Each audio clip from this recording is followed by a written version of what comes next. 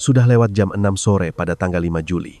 Aku bersama Inspektur Budi, memimpin tim investigasi dari unit kejahatan berat, dan para petugas forensik bergegas naik ke lantai 2 sebuah villa kuno. Namun, aku sama sekali tidak menyangka bahwa kasus pembunuhan ini akan terjadi tepat di hadapan teman-temanku, Rina dan Deter Ayu. Bau kematian yang pekat menyelimuti kamar tidur, seluas sekitar 15 meter persegi. Korban bernama Wulan, 55 tahun, seorang wanita bertubuh sintal yang tergeletak di samping sofa. Kakinya yang lumpuh terjuntai tak bergerak. Di sudut mulutnya masih tersisa bekas muntahan berwarna hitam pekat. Di ruang lukis di sebelahnya, sebuah kaleng teh tergeletak miring. Cairan berwarna coklat pekat yang mengalir dari mulut kaleng itu membentuk noda di atas karpet putih bersih, sangat mirip dengan gambar dalam tes bercak tinta Rorschach. Kaleng teh itu jelas tidak baru saja tumpah, karena air tehnya sudah meresap dalam dan menyebar luas di karpet. Setelah membiarkan tim forensik bekerja, aku menoleh ke arah orang-orang yang ada di TKP. Pertama-tama, mohon semuanya memperkenalkan diri dan menjelaskan sedikit alasan kedatangan hari ini. Kelompok Rina secara bergiliran memperkenalkan diri. Di TKP selain kedua temanku, ada juga Bu Sinta, asisten rumah tangga di villa ini. Ada Adi, keponakan kandung sekaligus dokter pribadi korban. Ada Bapak Gilang, pengacara dan penasihat hukum korban. Dan ada pula Wati, keponakan kandung korban. Mereka mengatakan diundang oleh Wulan untuk menghadiri sebuah pesta teh. "Apa penyebab kematian bibi saya?" tanya Adi. "Racun sianida. Kami telah mendeteksi kandungan sianida dalam teh kalengan yang tumpah di lantai. Waktu kematian diperkirakan sekitar pukul 17.30. Siapa yang menemukan jenazahnya?" Rina dan Ayu mengangkat tangan dan secara singkat menceritakan situasinya.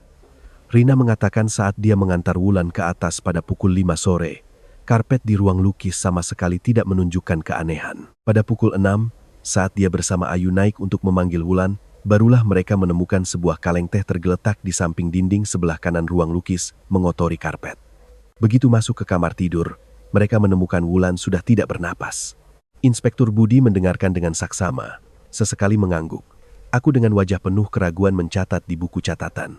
"Apakah Bu Wulan dibunuh?" tanya Rina dengan suara gemetar. Aku berbalik menatapnya tajam, lalu berkata, "Tepat sekali.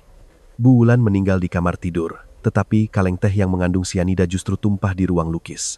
Sianida adalah racun yang bereaksi sangat cepat. Bu Wulan tidak mungkin meminum teh bersianida di kamar tidur, lalu berjalan ke ruang lukis untuk meletakkan kaleng tehnya. Dengan kata lain, dalam kasus ini, pasti ada seseorang yang telah meletakkan kaleng teh itu di ruang lukis, yaitu si pembunuh. Terlebih lagi, di permukaan kaleng teh hanya ada sidik jari Wulan, tidak ditemukan sidik jari orang lain. Dalam proses distribusi, seharusnya di permukaan kaleng teh tertinggal sidik jari banyak orang. Ini membuktikan kaleng itu telah dibersihkan dengan sangat hati-hati untuk menghapus jejak awal. Coba tanyakan, orang yang berniat bunuh diri, untuk apa melakukan hal seperti itu?" Pelaku telah masuk ke kamar pribadi Wulan antara pukul 5 hingga 6 sore, memaksanya meminum teh bersianida. Entah dengan memanfaatkan kesempatan saat dia sedang minum teh, atau sudah membuka tutupnya dan memasukkan racun sebelumnya, lalu membujuknya untuk minum. Setelah memastikan korban meninggal, pelaku meninggalkan kamar. Tetapi saat pergi, karena ceroboh, dia meninggalkan kaleng teh itu di ruang lukis, bukan di kamar tidur tempat jenazah berada. Saya menduga Bu Wulan dibunuh karena alasan lain juga. "Oh, alasan apa?" Rina menoleh ke arah Ayu. "Mungkin lebih baik dijelaskan oleh ahlinya seperti kamu." "Ahli?" Adi mengerutkan kening, wajahnya penuh keraguan. "Bukankah Anda seorang guru TK?" Ayu tersenyum cerah. "Sebenarnya, saya adalah seorang psikiater." Gilang dan Wati langsung menatap Ayu dengan kaget. Adi justru tampak sangat tertarik. "Wah, tidak disangka. Seorang wanita secantik Anda ternyata psikiater. Andai saja di bagian psikiatri rumah sakit kami ada dokter seperti Anda. Tapi kenapa Anda harus menyembunyikan profesi Anda?"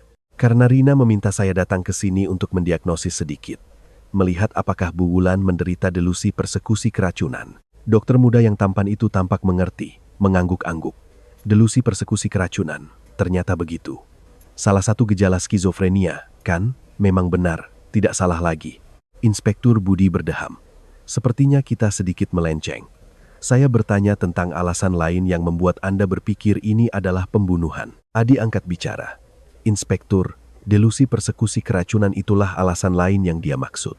Delusi persekusi keracunan, apa itu? Ternyata, Bapak tidak tahu. Adi dengan singkat menjelaskan pada Inspektur Budi tentang gejala-gejala umum delusi persekusi keracunan. Bibi saya menderita delusi ini. Biasanya saat mengadakan pesta teh, dia selalu mengikuti etiket Inggris, menggunakan teko dan cangkir porselen untuk menyeduh teh. Tetapi hari ini yang disajikan justru teh kalengan. Dia pasti berpikir dengan meminum minuman kalengan, dia tidak perlu khawatir ada yang meracuninya. Benarkah teh kalengan? Kelompok Rina serempak mengangguk. Melihat adegan ini, sang inspektur akhirnya menerima argumen delusi persekusi keracunan. Orang yang takut diracun memang tidak akan pernah dengan sengaja meminum racun. Ini jelas akan menjadi bukti kuat yang menunjukkan bahwa ini adalah pembunuhan. Kalau begitu, menurut korban, siapa yang ingin meracuninya? Keheningan canggung menyelimuti ruang makan. Beberapa saat kemudian, Sinta dengan ragu-ragu angkat bicara, "Saya." Inspektur Budi menatap lekat asisten rumah tangga itu. Matanya menjadi gelap dan dalam. "Dia mencurigai Anda?" "Iya, mulai dari awal bulan Maret. Hari itu saat sarapan, Nyonya bilang teh yang saya buat rasanya aneh. Sejak hari berikutnya, dia mulai meminum teh kalengan dari luar. Saya tanya kenapa, dia bilang karena saya memasukkan racun ke dalam tehnya. Sekeras apapun saya menyangkal, dia tidak mau percaya. Sejak saat itu, teh yang saya buat, makanan yang saya masak, tidak pernah disentuhnya sedikit pun. Setiap kali makan selalu di luar. Saya benar-benar merasa difitnah. Kalau begini terus, saya sudah berencana untuk berhenti bekerja. Maaf bertanya, antara pukul 5 hingga 6 sore hari ini, apa yang Anda lakukan?" Tatapan semua orang terpusat pada Sinta. Rina melirik Inspektur Budi. Polisi tidak mungkin hanya karena Wulan menderita delusi. Langsung menuduh Sinta sebagai pelaku. Kan? Wajah asisten rumah tangga itu sedikit menegang, menjawab, "Selama waktu itu saya sedang bersih-bersih di ruang makan dan dapur. Ada yang bisa bersaksi untuk Anda?" Sinta hendak menjawab. "Bu Sinta bukan pelakunya," sela Ayu dengan suara lembut dan anggun. "Dari pukul 5 hingga 6 sore, dia tidak pernah meninggalkan ruang makan dan dapur selangkah pun. Saya selalu bisa melihatnya. Rina juga bisa membenarkan kesaksian saya. Terlebih lagi, Bu Wulan hanya mau minum teh kalengan karena dia yakin Bu Sinta ingin meracuninya. Di hadapan Bu Sinta, dia pasti akan selalu waspada pada kaleng tehnya. Teh yang diberikan Bu Sinta, dia pasti tidak akan meminumnya setetes pun. Bu Sinta jelas tidak punya kesempatan untuk meracuninya." Ayu terlihat seperti sedang melamun, tetapi kata-katanya sangat logis dan berdasar. Sinta tersenyum sedih, berkata pada Ayu, "Terima kasih, Bu." Masuk akal, Inspektur Budi mengangguk, menyipitkan mata melihat sekeliling pada semua orang yang hadir. "Maaf sekali, bisakah Anda sekalian menceritakan apa yang Anda lakukan antara pukul 5 hingga 6 sore? Gilang memasang wajah muram. "Tunggu sebentar, Inspektur. Apa Anda mengira pelakunya ada di antara kami?" Inspektur Budi menatap balik pengacara itu. "Sangat disayangkan, saya memang berpikir begitu. Bagaimanapun, kemungkinan orang luar menyelinap masuk ke villa untuk meracuni Bu Wulan sangat kecil. Tapi kenapa kami harus membunuh Bu Wulan? Anda sekalian adalah keponakan dan penasihat hukum Bu Wulan. Dengan kata lain, Anda semua punya kepentingan dengannya." "Ya Tuhan, Bapak bicara apa? Apa Bapak mencurigai saya meracuni Bibi demi uang?" teriak Wati dengan suara melengking. "Justru untuk menyingkirkan kecurigaan, saya perlu tahu jadwal Anda sekalian antara pukul 5 hingga 6. Yang pertama angkat bicara adalah pria yang duduk di hadapanku. Dia mengenakan setelan jas yang rapi, tetapi wajahnya tidak bisa menyembunyikan kegelisahan. Saya Gilang, pengacara pribadi sekaligus penasihat hukum Bu Wulan selama 10 tahun. Hari ini saya datang atas undangan pesta teh darinya. Antara pukul 5 hingga 6, Anda ada di mana?" Tanyaku dingin. Pulpen di tanganku sudah siap mencatat.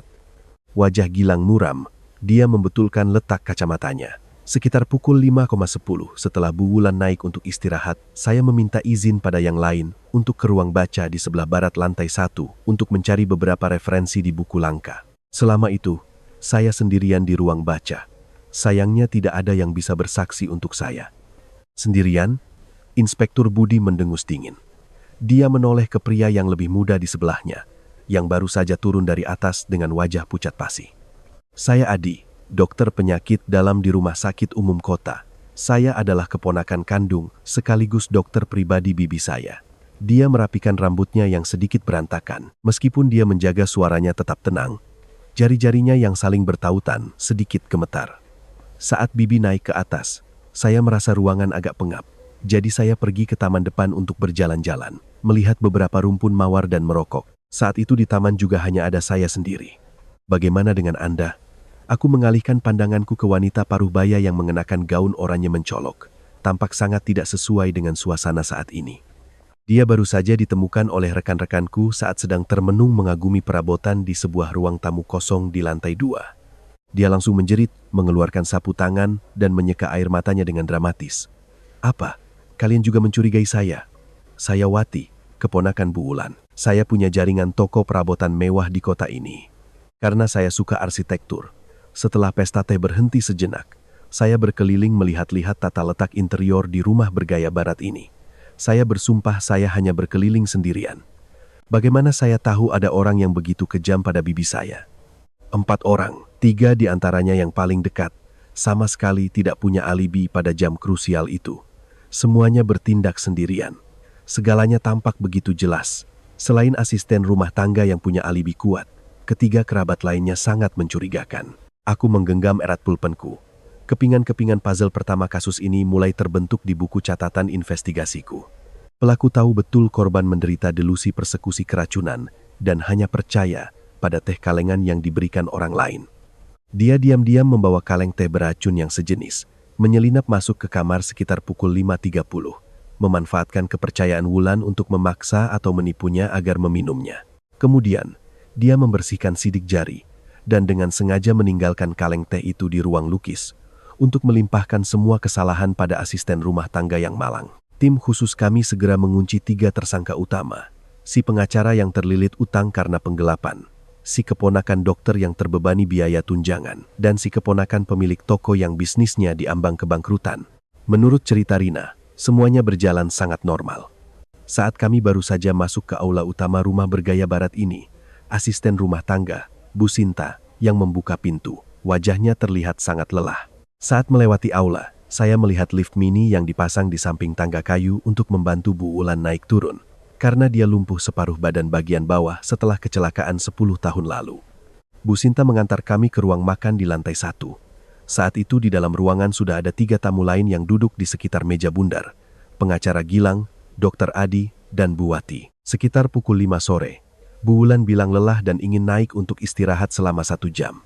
Ini adalah kebiasaannya. Bu Sinta dari dapur berlari keluar untuk mendorong kursi roda Bu Wulan. Tetapi mungkin karena terlalu terburu-buru, Bu Sinta membuat kursi roda itu menabrak pintu ruang makan dengan keras. Hampir saja membuat Bu Wulan jatuh.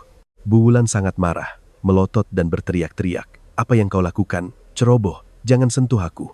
Melihat suasana yang tegang dan takut dia akan mulai berteriak tentang diracun di depan tamu, saya segera berdiri dan berkata, biar saya yang antar Bu. Bu Wulan langsung melembut.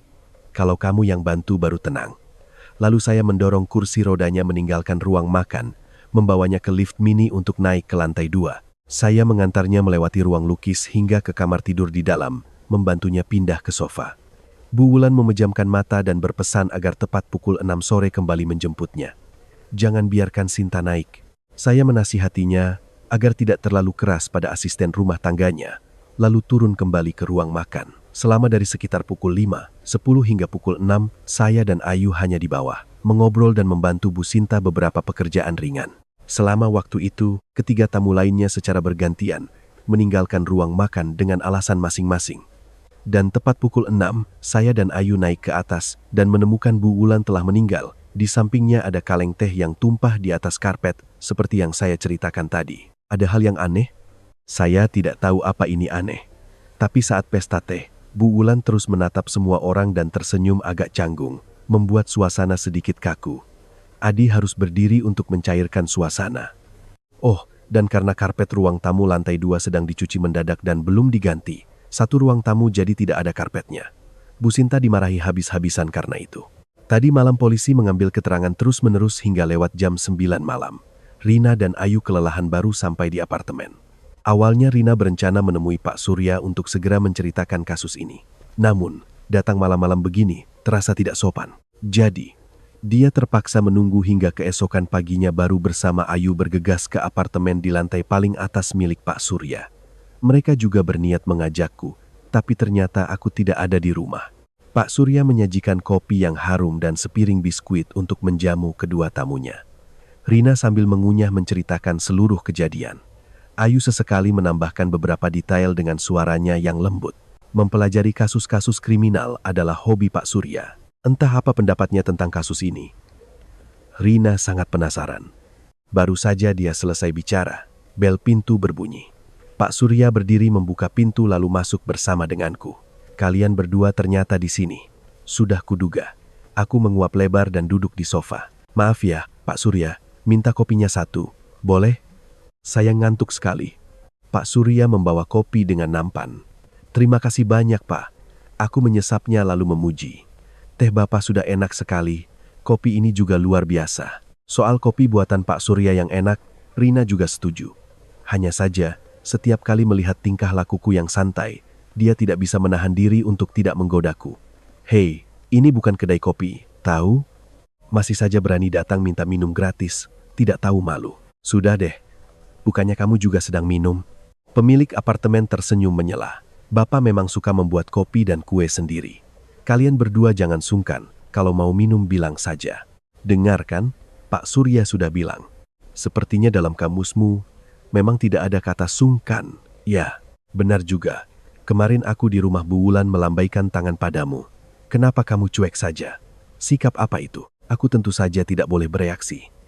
Sesuai aturan, jika ada kenalan yang terlibat dalam kasus, polisi kriminal harus menghindar untuk menjaga objektivitas. Jadi aku tidak boleh membiarkan Inspektur Budi tahu aku kenal kalian berdua. Waktu buru-buru datang ke TKP, tiba-tiba melihat kalian berdua, aku juga kaget sekali. Kami yang lebih kaget, melihatmu ada di tim investigasi, rasanya dunia langsung gelap. Sampai di sini, Rina mengamati pakaianku. Wah, masih baju yang kemarin. Kusut lagi, semalam tidak pulang, aku dengan wajah sedih mengangguk. Iya, setelah dari TKP, kami harus langsung ke Polsek untuk rapat tim khusus. Selesai rapat, baru bisa tidur sebentar di ruang olahraga Polsek. Ini baru saja mau pulang ambil baju ganti. Tapi sebelumnya mau diskusi dulu kasus ini dengan Pak Surya. Jadi sekalian mampir. Aku dan Ayu sudah cerita pada Pak Surya. Pihak polisi ada kesimpulan apa? Cepat ceritakan pada kami. Hei, kalau minta tolong, sikapnya yang baik sedikit dong. Bukankah kamu ini abdi negara? Gaji kamu kan dari pajak kami. Tepatnya, kami ini bos kamu. Perkataan bos berani kamu bantah. Kamu bayar pajak berapa memangnya sampai sombong begitu? Aku mengangkat bahu. Pelaku ada di antara 5 orang. Gilang, Adi, Wati, dan Rina, serta Ayu. Itulah kesimpulan tim khusus saat ini. Apa? Kenapa aku dan Ayu juga jadi tersangka? Pada saat kejadian, siapapun yang ada di dalam rumah itu dan punya kemungkinan untuk beraksi, semuanya akan dicurigai. Baru adil. Hei, cepat cari cara untuk membersihkan nama kami. Sudut bibirku sedikit terangkat. Bercanda saja. Kalian berdua tidak punya motif. Jadi tim khusus tidak memasukkan kalian sebagai tersangka. Itu sudah jelas. Pelaku sebenarnya hanya ada di antara 3 orang. Gilang, Adi, dan Wati. Pengacara Gilang itu dari luar terlihat terhormat, tapi banyak gosip negatif. Katanya dia selama ini diam-diam menggelapkan aset kliennya. Kalau Adi, dia dokter penyakit dalam. Penghasilannya tinggi, tapi dia punya 2 mantan istri yang harus dinafkahi. Ditambah hobi mobil sport impor, jadi selalu kekurangan uang. Sementara itu, toko perabotan milik Wati sedang merugi. Jika Gilang menggelapkan aset korban, dia punya alasan yang sangat kuat untuk membunuh demi membungkam. Sedangkan Adi dan Wati akan menerima warisan besar. Ini juga motif yang sangat logis. Pelaku tahu betul korban yakin asisten rumah tangganya, Sinta, berniat meracuninya. Jadi, dia hanya perlu meracuni dan bisa melimpahkan semua kecurigaan pada asisten rumah tangga itu. Makanya dia melakukan kejahatan ini. Korban memang takut diracuni oleh asisten rumah tangganya, tapi tidak pernah waspada pada orang lain. Jika kaleng teh diberikan oleh orang lain, dia pasti akan langsung menerimanya tanpa ragu. Gilang bilang saat kejadian dia di ruang baca. Adi bilang dia di taman, dan Wati bilang dia berkeliling melihat-lihat villa. Tapi karena ketiganya bertindak sendirian, tidak ada yang bisa bersaksi untuk satu sama lain. Mereka punya cukup waktu untuk diam-diam menyelinap ke kamar pribadi korban. Lalu kaleng teh bersianida itu dari mana? Waktu itu aku tidak sempat melihat dengan jelas apa kaleng teh itu sejenis dengan teh yang disajikan di pesta. Tidak sama. Itu adalah merek teh kalengan mewah lain yang baru saja diluncurkan. Katanya produk kerja sama dengan perusahaan teh terkenal dari Inggris. Kaleng teh itu diam-diam dibawa oleh pelaku. Antara pukul 5 hingga 6 sore, pelaku membawa kaleng teh itu masuk ke kamar korban. Dia mungkin dengan lihai menawarkan, "Ini produk mewah baru, Bibi mau coba," lalu membuka kalengnya, tanpa ketahuan memasukkan sianida dan memberikannya pada korban. Mungkin awalnya korban tidak mau minum, tapi bukankah dia sering bilang teh kalengan praktis dan enak? Jadi dia iseng mencobanya. Di kaleng teh hanya ada sidik jari buulan, kan? Iya, pelaku tidak meninggalkan sidik jari. Jika di dalam rumah memakai sarung tangan, orang di sekitar pasti akan curiga. Diperkirakan pelaku mengoleskan sedikit lem di ujung jarinya. Setelah lem kering, tidak akan meninggalkan jejak apapun. Sampai di sini, aku mengalihkan pandanganku ke Pak Surya. Pak Surya, setelah mendengar seluruh kronologi kasus, apa ada pemikiran? Pemilik apartemen tersenyum tipis dengan suaranya yang rendah namun sangat bergema dan penuh wawasan, berkata, "Ada satu hal yang benar-benar membuat bingung. Kenapa pelaku harus meletakkan kaleng teh bersianida itu di ruang lukis, bukan di kamar tidur? Dikatakan setelah Bu Wulan meninggal di kamar tidur, pelaku baru membawa kaleng teh itu ke kamar sebelah. Tapi untuk apa dia melakukan itu? Meletakkan kaleng teh di samping Bu Wulan akan membuatnya terlihat lebih seperti bunuh diri, kan? Tapi begitu kaleng teh dibawa ke kamar sebelah, kemungkinan bunuh diri akan sepenuhnya dikesampingkan. Kenapa pelaku membuat keputusan yang begitu tidak jelas dan tidak logis? Pelaku mungkin ingin cepat-cepat meninggalkan TKP, tidak punya waktu untuk memperhatikan detail-detail kecil lagi. Makanya dia tidak sengaja meninggalkan kaleng teh itu di ruang lukis, bukan di kamar tidur, jawabku. Mungkin begitu. Tapi jika ini adalah sebuah kecerobohan, bukankah pelaku ini terlalu ceroboh? Bapak justru berpendapat pelaku sengaja meletakkan kaleng teh itu di ruang lukis. Sengaja. Menurut Bapak, apa niatnya? Pelaku mungkin ingin menggunakan noda teh itu untuk menutupi jejak lain di karpet ruang lukis, kata Ayu perlahan. Jejak apa? Aku mencondongkan tubuh ke depan. Darah pelaku. Mungkin saat melakukan kejahatan, karena terlalu tegang, dia mimisan atau semacamnya mengotori karpet. Hanya dengan tes darah, bisa diketahui siapa yang berdarah. Saat itu polisi akan menemukan dia pernah ada di TKP. Jadi dia memutuskan untuk menumpahkan kaleng teh itu untuk menyembunyikan noda darah. Menurutku, jika diperiksa dengan teliti noda teh di karpet, pasti akan ditemukan kandungan darah. Arah pemikiran ini luar biasa. Aku akan segera meminta rekan-rekan forensik memeriksanya. Aku dengan wajah penuh kekaguman mengangguk, berdiri dan hendak pergi. Tepat pada saat itu, Pak Surya memanggilku. Bapak masih ada beberapa hal yang ingin minta tolong sekalian kamu selidiki. Pak Surya menulis beberapa baris di buku catatannya lalu memberikannya padaku. Bisa tolong kamu pastikan 2 poin yang Bapak tulis di sini? Aku melihat catatan itu, wajahku bingung. Ini apa maksudnya, Pak? Ini kan tidak ada hubungannya dengan kasus. Tetapi Pak Surya menjawab dengan sangat santai, seolah bukan apa-apa. Jika 2 hal ini benar seperti dugaan Bapak, kasus ini bisa diselesaikan dengan sangat memuaskan. 2 jam kemudian, aku dengan sangat gembira menelepon, memberitahukan bahwa 2 poin yang ditulis Pak Surya di catatan itu benar 100%. Sayangnya, di dalam noda teh tidak ditemukan kandungan darah, jadi hipotesis Ayu terbantahkan. Segera setelah itu, Pak Surya menyebutkan nama pelakunya. Aku berteriak keras melalui telepon. Aku akan segera meminta surat penangkapan, lalu langsung menutup telepon. Sampai-sampai, Rina yang berdiri di sebelah telepon juga mendengar dengan jelas teriakanku. Saat ini Rina benar-benar bingung. Dia tidak tahu 2 hal apa yang diminta Pak Surya untuk kuselidiki. Juga tidak mengerti kenapa orang yang baru saja disebutnya adalah pelakunya. Wajah Ayu tampak sedikit lebih termenung dari biasanya. Pak Surya tersenyum melihat kedua gadis itu lalu berkata, "Maaf sekali, dari tadi terus membuat kalian penasaran. Sebenarnya, setelah mendengar kalian menceritakan kronologi kasus, di kepala Bapak sudah terbentuk sebuah hipotesis. Tapi jika tidak ada bukti nyata dan hanya menebak-nebak, kalau salah kan malu. Makanya Bapak minta tolong polisi untuk memverifikasinya. Bagaimanapun, sekarang semuanya sudah jelas. Bapak akan ceritakan pada kalian. Tunggu sebentar." Pak Surya berdiri dan masuk ke dapur. Beberapa saat kemudian kembali dengan sebuah nampan berisi teko dan cangkir. Sudah membahas kasus yang berhubungan dengan teh, tentu harus sambil menikmati teh baru lebih elegan. Hari ini Bapak menggunakan teh Darjeeling. Pak Surya menuangkan cairan dari teko ke dalam cangkir. Air teh berwarna oranye jernih berkilauan seperti kristal. Aroma harum yang pekat langsung tercium. Rina dan Ayu dengan pelan mengucapkan terima kasih lalu menyesapnya. Rasanya tidak pahit juga tidak hambar. Sangat kaya dan dalam, bisa dibilang luar biasa.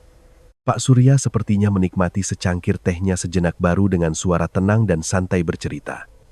Waktu itu saat datang ke rumah Bapak, bukankah Rina sudah menyebutkan soal Bu Wulan yang takut diracun? Jelas-jelas seorang pecandu teh, tapi karena takut diracuni oleh asisten rumah tangganya, dia harus beralih meminum teh kalengan. Semakin didengar, Bapak semakin merasa penasaran. Karena bagi seseorang yang menderita delusi persekusi keracunan, perilaku Bu Wulan sangat aneh. Aneh di mana, Pak? Bukankah tindakannya sangat cocok dengan ciri-ciri delusi persekusi keracunan? Kita juga bisa mengatakan bahwa bagi seseorang yang menderita delusi persekusi keracunan, perilakunya justru tidak logis dan tidak tuntas. Tidak logis dan tidak tuntas. Coba kalian pikirkan baik-baik.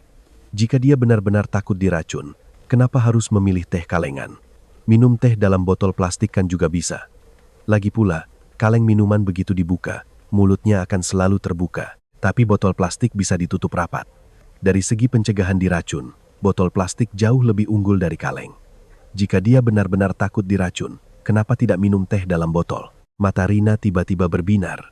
Benar juga. Justru karena itu Bapak bilang, bagi seseorang yang menderita delusi persekusi keracunan, perilakunya tidak logis dan tidak tuntas. Apa Bu Wulan benar-benar khawatir diracun orang lain? Bapak meragukan hal ini. Maksud Bapak, dia tidak menderita delusi persekusi keracunan. Ayu, yang pernah mendiagnosis Wulan, berkedip karena sangat terkejut. Tapi jika dia tidak delusi, kenapa dia terus minum teh kalengan? Kuncinya ada pada mengapa dia tidak memilih teh dalam botol plastik, tapi hanya minum teh kalengan. Jadi Bapak mencoba mengidentifikasi karakteristik yang dimiliki kaleng logam, tapi tidak dimiliki botol plastik. Karena Bu Wulan pasti memilih teh kalengan berdasarkan karakteristik ini. Karakteristik yang dimiliki kaleng tapi tidak dimiliki botol plastik, Rina dan Ayu saling pandang. Bahannya, kaleng minuman kalau tidak terbuat dari besi ya aluminium. Singkatnya, semuanya logam. Sedangkan botol terbuat dari plastik, jadi wadahnya harus terbuat dari logam.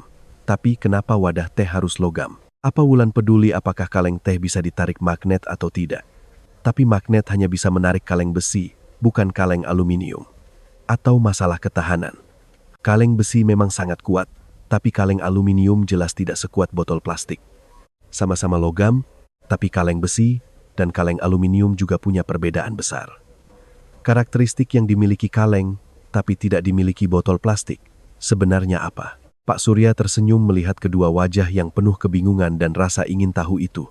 Baru kemudian angkat bicara. Karakteristik yang Bapak perhatikan adalah ketidaktransparan. Botol plastik transparan, tapi kaleng besi atau aluminium menutupi isinya. Dengan kata lain, Bu Wulan memilih teh kalengan bukan teh dalam botol.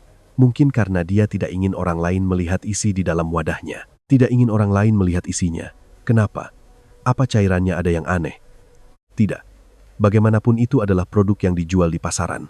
Cairannya pasti tidak ada masalah. Itu berarti satu-satunya hipotesis yang logis adalah dia tidak ingin orang lain melihat isi di dalam wadahnya justru karena isinya adalah cairan.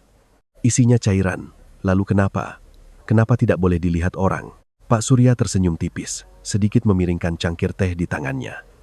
Cairan berwarna oranye jernih itu perlahan ikut miring membentuk sebuah garis horizontal.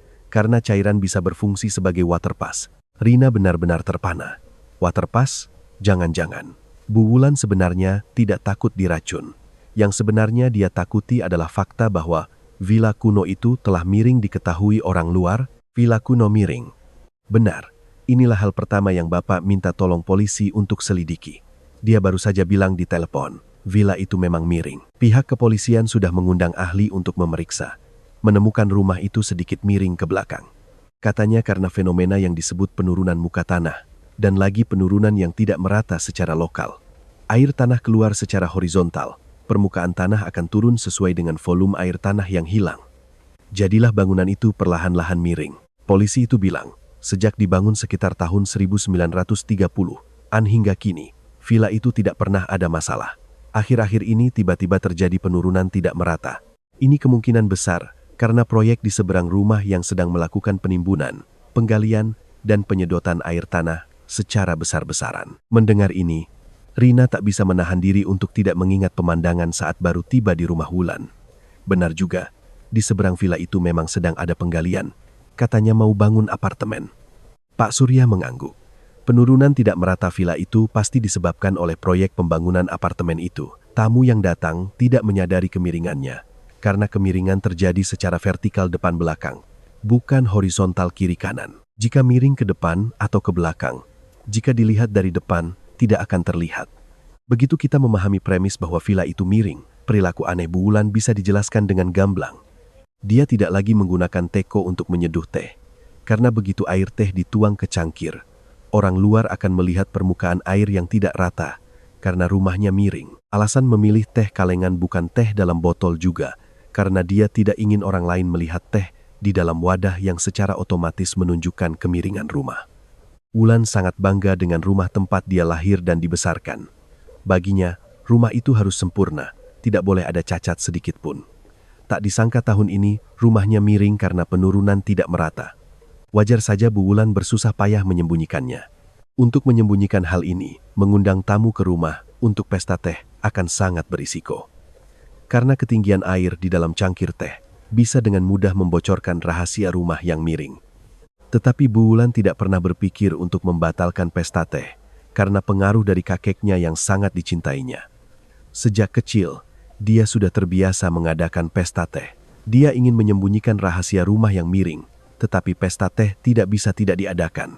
Untuk mengatasi dilema ini, Bu Wulan memikirkan sebuah cara, beralih menggunakan teh kalengan. Dengan begitu, para tamu tidak akan bisa mendeteksi kemiringan rumah. Kalian berdua cerita pada Bapak. Saat pesta teh, Bu Wulan terus diam-diam mengamati bagaimana semua orang meminum teh kalengan. Itu karena dia takut ada yang akan memperhatikan kemiringan bangunan. Gilang sempat bilang Bu Wulan pernah berbisik padanya bahwa nanti ada sedikit masalah hukum yang ingin ditanyakan. Gilang mengira Bu Wulan yakin asisten rumah tangganya ingin meracuninya, jadi ingin menghapusnya dari surat wasiat. Tapi kenyataannya, Bu Wulan tidak menderita delusi persekusi keracunan. Dia tidak punya motif untuk melakukan itu. Dia pasti yakin penyebab rumahnya miring adalah proyek di seberang, jadi ingin berdiskusi dengan Gilang untuk menuntut perusahaan konstruksi. Begitu Bu Wulan tidak takut ada yang meracuninya, kita akan menemukan ada satu orang yang berbohong, yaitu Bu Sinta. Benar, dia cerita padaku bahwa Bu Wulan takut diracuni olehnya, makanya bertingkah aneh. Tapi tujuan sebenarnya Bu Wulan jelas ingin menyembunyikan fakta rumahnya miring. Bapak juga sempat mempertimbangkan kemungkinan Bu Wulan berbohong pada Sinta. Tapi kalaupun begitu, Sinta pasti bisa langsung melihatnya. Bagaimanapun, dia setiap hari tinggal di villa itu, tidak mungkin tidak memperhatikan kemiringannya. Memasak, mencuci, membersihkan kamar mandi, wastafel. Dia punya banyak kesempatan untuk berinteraksi dengan air. Jadi dia akan dengan cepat menyadari perilaku aneh Wulan itu karena apa. Sinta menyatakan Bu Wulan menuduhnya meracuni, tapi itu hanyalah kebohongan yang tak tahu malu. Cerita Bu Wulan menolak makanan yang disiapkan Sinta dan setiap kali makan di luar juga karangan. Dia hanya beralih meminum teh kalengan saat ada tamu.